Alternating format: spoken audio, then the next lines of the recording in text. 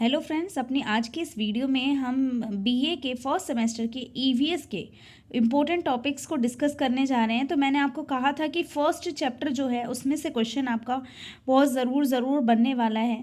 तो इसमें आपसे क्वेश्चन पूछा जा सकता है कि पर्यावरण क्या है, या पर्यावरण के घटक के बारे में पूछा जा सकता है।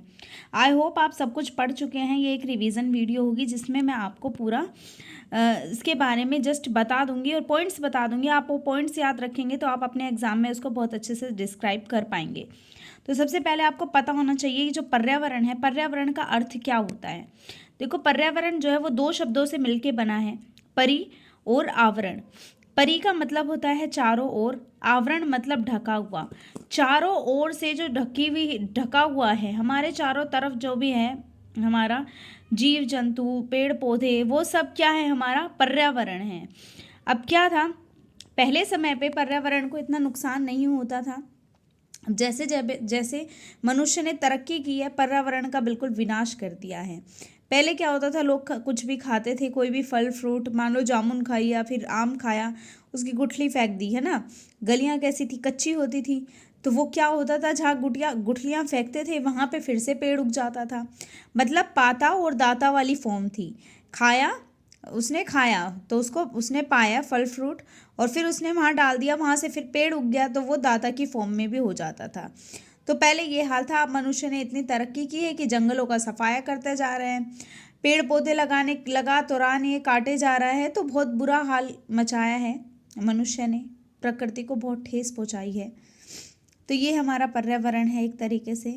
कि अब बात करें पर्यावरण के घटक की, तो देखिए पर्यावरण के घटक जो है ना, उसको मुख्यतः तीन भागों में बांटा जाता है। एक तो है जैविक, एक है अजैविक, और तीसरा है ऊर्जा। और ये तीनों घटक ना आपस में एक दूसरे से बहुत कनेक्टेड हैं। मतलब अगर इनमें से एक भी नहीं होगा तो पर्यावरण समझ लो नहीं हो सकता है। जैसे बात करें हम जैविक घटक की, तो जैविक घटक में क्या क्या आता है, सूक्ष्म जीव जंतु वनस्पति, ये सब क्या आते हैं जैविक घटक में, यानी कि जो कार्बन डाइऑक्साइड धारण किए हुए होते हैं। अब इसमें वनस्पतियाँ आती है, जंतु आते हैं, अब घटक आते हैं। अब वनस्पति यानी कि पेड़ पौधे वगैरह की बात करें तो वो क्या करते हैं, वो सूर्य के प्रकाश से अपना खाना जो है खाना बनाते हैं, और इसी प्रक्रिया को क्या बोलते हैं, फोटोसिंथेसिस बोला जाता है। अब सूर्य का प्रकाश क्या है, सूर्य का प्रकाश सौर ऊर्जा, सूर्य से मिलने वाला प्रकाश, तो ये कहीं ना कहीं से कनेक्टेड हो गया। अब ये जो वनस्पति है, जो जंतु हैं, वो इस वनस्पति को खाते हैं। अब घटक क्या होते हैं, जो वेस्टेज होती है, ठीक है, उनको क्या करते हैं, मिट्टी में मिलाने का काम करते हैं, और इन्हीं के कारण जो है मिट्टी जो है वो उपजाऊ होती है। और अजैविक अजैविक घटक में क्या क्या आते हैं, स्थल, जल, वायु, ऐसी चीज़ें जिसको हम बढ़ा घटा नहीं सकते हैं। लेकिन हम क्या कर सकते हैं, हम जनसंख्या नियंत्रण कर सकते हैं, क्योंकि जनसंख्या बढ़ रही है, जिसके कारण क्या हो रहा है, वृक्षों की, पेड़ों की, जंगलों की कटाई हो रही है बहुत तेजी से, जिससे प्रकृति को बहुत नुकसान पहुंच रहा है। और बात करें ऊर्जा की, तो ऊर्जा में सौर ऊर्जा, ना भूतापीय ऊर्जा, ये ऊर्जाएं हमारी आती हैं, और ये तीनों के तीनों कहीं ना कहीं एक दूसरे से कनेक्टेड हैं। तो ये था आपका पर्यावरण। आई होप सो आपको समझ में आया होगा।